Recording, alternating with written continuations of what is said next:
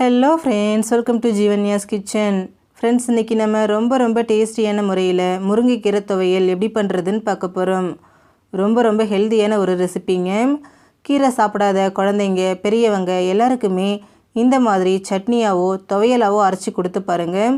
ரொம்பவே விரும்பி சாப்பிடுவாங்க. இது நீங்கள் சாதத்தோடு மட்டும் இல்லைங்க, இட்லி தோசையோடையும் சேர்த்து சாப்பிட்லாம். இது நீங்கள் கீரையில் தான் செஞ்சீங்கன்னு சொன்னால் யாருமே நம்ப மாட்டாங்க, அவ்வளோ டேஸ்டியாக இருக்கும். இது எப்படி செய்கிறதுங்கிறத பார்க்குறதுக்கு முன்னாடி நம்ம சேனல் ஜீவன்யாஸ் கிச்சனை மறக்காமல் சப்ஸ்கிரைப் பண்ணி பக்கத்தில் இருக்க பெல் சிம்பிளையும் கிளிக் பண்ணிக்கோங்க. ஃபஸ்ட் இதுக்கு புளி ஊற வச்சுருவோம். அதுக்கு ஒரு கிண்ணத்தில் ஒரு நெல்லிக்காய் சைஸ் புளி சேர்த்துக்கிறேன். கூடவே இதில் நல்லா சூடான தண்ணியை சேர்த்துட்டு இதை ஒரு 10 நிமிஷம் அப்படியே வச்சுடுங்க, நல்லா ஊறட்டும். இப்போது ஸ்டவ்வில் ஒரு கடாய் வச்சுட்டு அதில் 2 டீஸ்பூன் தேங்காய் எண்ணெய் சேர்த்துக்கிறேன். நான் இன்றைக்கி இதை தேங்காய் எண்ணெயில் தான் செய்கிறேன்.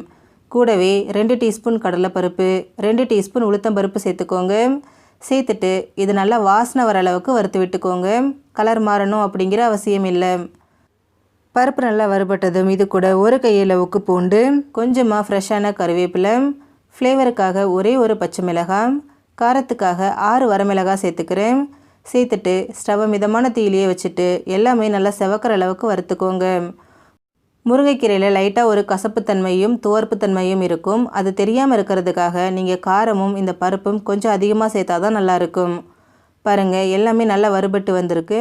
இப்போ இதில் ஒரு 10-15 சின்ன வெங்காயத்தை கட் பண்ணி சேர்த்துக்கோங்க. கூடவே கொஞ்சமாக மல்லி இலையும் சேர்த்துக்கோங்க.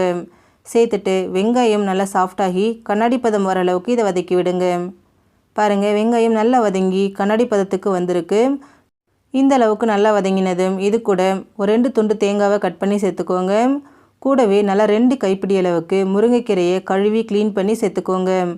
கீரையோட நிறம் மாறாமல் இருக்க இது கூடவே 1/4 டீஸ்பூன் மஞ்சள் பொடியும் சேர்த்துக்கோங்க. சேர்த்துட்டு இது ரொம்ப நேரத்துக்கு நம்ம வேக வைக்க வேண்டாம், ஒரு 2 நிமிஷத்துக்கு மட்டும் கலந்து கொடுத்தா போதும்.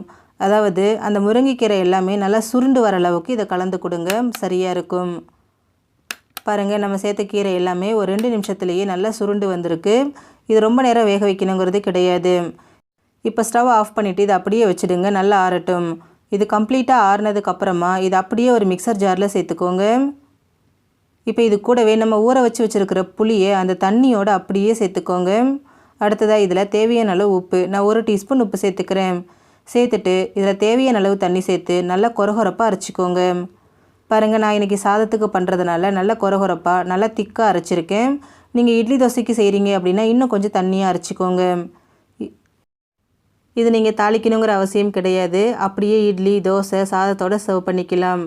இந்த துவையலை சாதத்தோடு சேர்த்துட்டு கொஞ்சமாக நல்லெண்ணெய் இல்லைன்னா நெய் சேர்த்து சாப்பிட்டு பாருங்கள், டேஸ்ட்டு அட்டகாசமாக இருக்கும். ஃப்ரெண்ட்ஸ், மறக்காமல் இந்த ரெசிபியை ட்ரை பண்ணி பாருங்கள். எல்லாருக்குமே ரொம்ப பிடிச்ச மாதிரியும் ரொம்பவே ஹெல்த்தியாகவும் இருக்கும். ஃப்ரெண்ட்ஸ், இந்த வீடியோ உங்களுக்கு பிடிச்சிருந்தா லைக் பண்ணுங்கள், ஷேர் பண்ணுங்கள், கமெண்ட் பண்ணுங்கள். ஜீவன்யாஸ் கிச்சனை மறக்காமல் சப்ஸ்கிரைப் பண்ணி பக்கத்தில் இருக்க பெல் சிம்பிளையும் கிளிக் பண்ணிக்கோங்க. அப்போ தான் நான் போடுற வீடியோஸோட நோட்டிஃபிகேஷன்ஸ் உடனுக்குடனே உங்களுக்கு வரும். தேங்க்யூ.